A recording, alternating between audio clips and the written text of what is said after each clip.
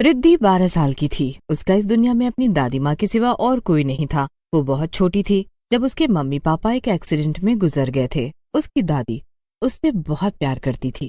दादी दादी, मुझे जल्दी से चांद से आने वाली परी की कहानी सुनाओ ना। बिना आपकी कहानियाँ सुने मुझे नींद ही नहीं आती है।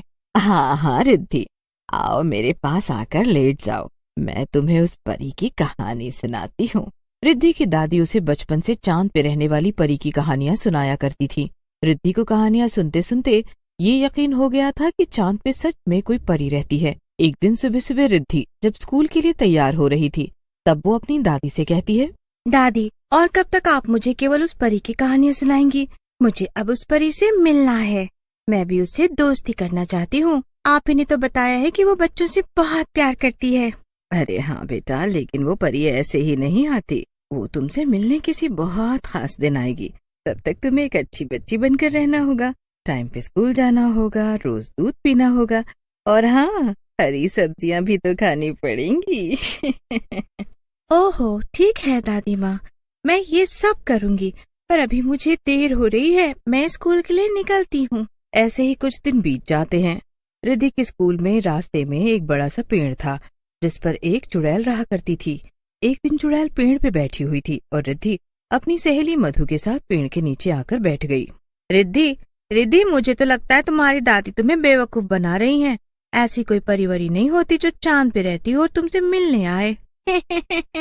नहीं नहीं, मेरी दादी कभी झूठ नहीं बोलती। मुझे पक्का यकीन है कि परी सचमुच में होती है, और देखना, एक न एक दिन वो मुझसे मिलने जरूर आएंगी। चुड़ैल रिद्धि की बातें बड़ी ध्यान से सुन रही थी। थोड़ी देर में रिद्धि और उसकी सहेली वहां से चले गए। ओह, तो इस लड़की को चांद में रहने वाली परी से मिलना है। ठीक है, मैं इसे परी से जरूर मिलवा दूंगी। कुछ दिन बीत गए और एक दिन रिद्धि को स्कूल से वापस लौटने में काफी देर हो गई।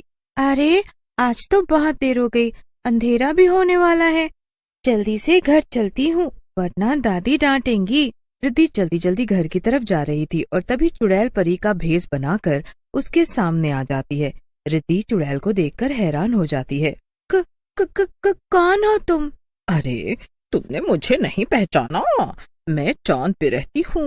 मैं यहाँ तुमसे मिलने आई हूँ। क्या? तो क्या तुम चांद पे रहने वाली परी हो? हाँ हाँ, बिल्कुल ठीक पहचाना तुमने। मैं वही परी हूँ और मैं तुमसे मिलने आई हूँ। तुम अपनी दादी से अक्सर मेरे बारे में पूछती थी ना?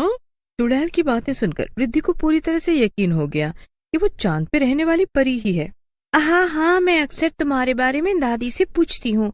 अब मुझे यकीन है कि तुम ही वो परी हो। तो बताओ, क्या हम साथ में खेल सकते हैं?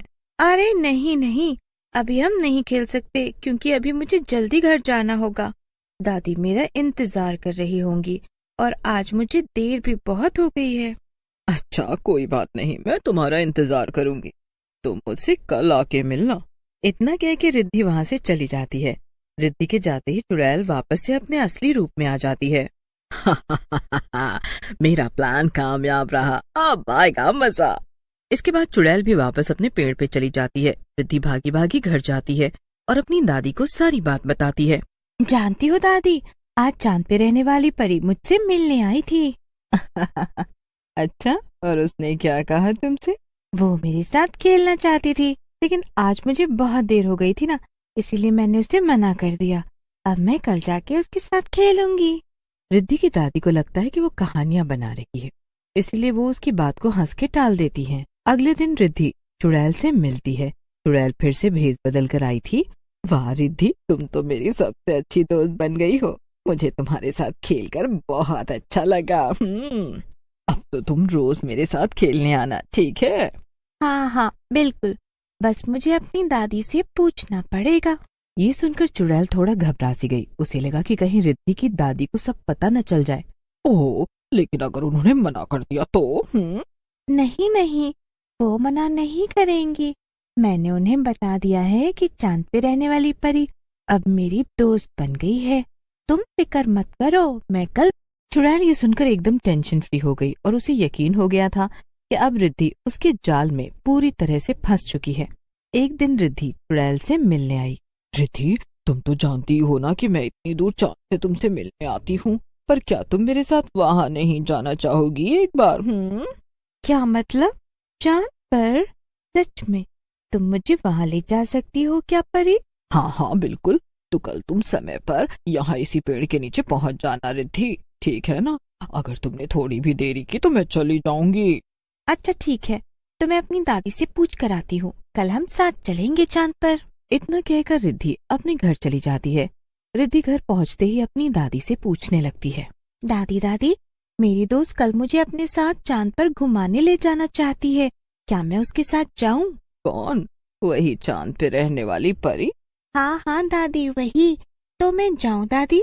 हाँ बिल्कुल जाओ, पर ध्यान रहे अंधेरा होने से पहले वापस लौट के आ जाना। रिद्धि खुशी खुशी खाना खा के सो जाती है। अगले दिन फिर से शाम होते ही रिद्धि अपने वादे के मुताबिक चुड़ैल से मिलने उसी पेड़ के नीचे पहुंच जाती है। चुड़ैल पहले से ही परी के भेष में वहां खड़ी थी। वो रिद्धि से कहती है, अरे आ गई तुम तो एकदम समय पर आ गई। हाँ, मैंने वादा किया था ना, मैं हमेशा अपना वादा निभाती हूँ। क्यों नहीं क्यों नहीं, चल ये तो बहुत अच्छी बात है। आओ फिर चलते हैं रिद्धि। वैसे हम चांद पर जाएंगे कैसे परी? क्या तुम्हारे पास कोई रॉकेट है? अरे नहीं नहीं रिद्धि, मैं तुम्हें जादू से वहां लेकर जाऊंगी, बस तुम थोड़ी देर यहीं रुको, मैं अभी आई। उधर रिद्धि की दादी घर पर थीं और वो सोचने लगती हैं, आज मेरा सब काम जल्दी खत्म हो गया। चलो अब चलकर देखती हूँ कि आखिर ये रिद्धि की नई दोस्त है कौन, जिसे वो चांद से आने वाली परी कहती है। दादी घर से निकलकर उसी पेड़ के पास जाने लगती है। उधर चुड़ैल रिद्धि के पास एक बड़ा सा दरवाजा उठाकर ले आती है। परी, ये तो सिर्फ दरवाजा है, वो भी बिना घर का। इससे हम कैसे चांद पर जाएंगे परी? अरे रिद्धि, ये जादुई दरवाजा है, इसे खोलते ही जब तुम इसके दूसरे छोर पर जाओगी तो तुम सीधा चांद पर पहुंचोगी, समझी? क्या? सच में? हाँ, अब चलो जल्दी से दरवाजे के उस पार जाओ। तभी दादी वहां आ जाती हैं और वो दूर से उस चुड़ैल जो कि परी के भेष में थी उसे दरवाजे के अंदर जाता हुआ देख लेती हैं। अरे ये रिद्धि कहाँ जा रही है? ये तो कोई दरवाजा लग रहा है, और ये इसके साथ कौन है? ये तो कोई अजीब सी परी लग रही है, लेकिन ऐसा कैसे हो सकता है? ये कहीं मेरी बच्ची को बेवकूफ बनाकर तो नहीं ले जा रही है? मुझे जल्दी से उसे बचाना होगा। दादी जब तक दरवाजे तक पहुंचती है तब तक रिद्धि और चुड़ैल दोनों अंदर चली जाती हैं और दरवाजा बंद हो जाता है। वो दोनों गए तो इसी दरवाजे के अंदर थे, पर इसके पीछे तो कुछ भी नहीं है। हे भगवान, ये सब आखिर क्या हो रहा है? लगता है मुझे मेरी बच्ची को बचाने के लिए अंदर जाना ही पड़ेगा। दादी वो दरवाजा खोल देती हैं और अंदर पहुंचकर वो चौंक जाती हैं। वो देखती है कि परी अपना रूप बदल लेती है और वो एक चुड़ैल में बदल जाती है। उस चुड़ैल ने रिद्धि को बांध रखा था और वो एक कढ़ाई में तेल गरम कर रही थी। आज तो मैं तेरी बिरयानी बनाकर खाऊंगी। वैसे आज के बाद तू हमेशा याद रखेगी कि अनजान लोगों पर कभी भरोसा नहीं करना चाहिए। क्यों लड़की? वैसे मैं भी ना। अरे तू जिंदा ही कहाँ बचेगी याद रखने के लिए। मुझे जाने दो प्लीज, तुमने मुझे इतना बड़ा धोखा दिया है, प्लीज मुझे छोड़ दो। चल चल बढ़िया ही, ऐसे कैसे छोड़ दूं तुझे? इतने दिन से मैं इसी दिन का तो इंतजार कर रही थी। वैसे मैं एक बात तो पूछना भूल ही गई तुझसे, तो कैसा लग रहा है तुझे चांद पर?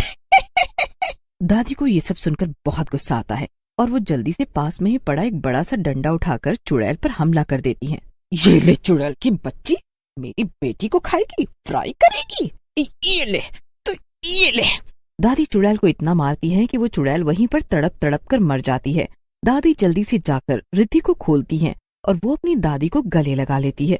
मुझे माफ कर दो दादी, अब मैं कभी किसी अनजान के साथ कहीं नहीं जाऊंगी। नहीं बेटा, सब गलती मेरी थी, मैंने ही तो तेरी बातों पर ध्यान नहीं दिया। मैं अब आगे से तेरा बहुत ध्यान रखूंगी। चल अब घर चलते हैं। और दोनों अपने